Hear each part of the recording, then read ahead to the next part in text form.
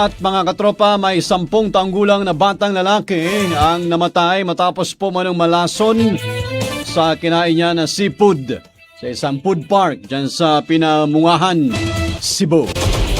Katropa natin sa Balita Almi Mata na XFM Cebu.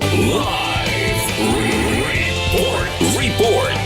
Nasawi ang isang 10 anyos na batang lalaki matapos umanong ma-food poison mula sa kinain na seafood sa isang food park sa bayan ng Pinamungahan, Cebu. Ayon sa ina ng biktima na si Mercy Binigaya, residente ng Purok 3, Barangay Bunbun sa Aluginsan, kumain sila sa nasabing food park noong Sabado. Napansin umano niya na hindi maayos ang pagkakaluto ng tahong sa seafood platter na kanilang binili.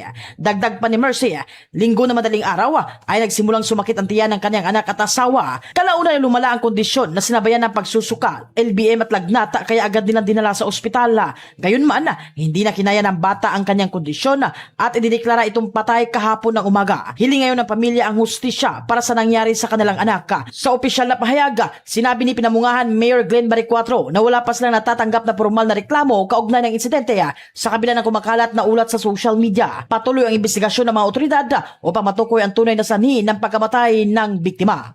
Mga katropa, ugali na pag-inom ng Santhone Vitamin C ang alkaline-based vitamin C para sa nagkakaisang Pilipino para sa Pilipinas. Mula rito sa Queen City of the South, Cebu City, ito si katropa ang Almi Mata, XFM News. Balita sa buong Pilipinas.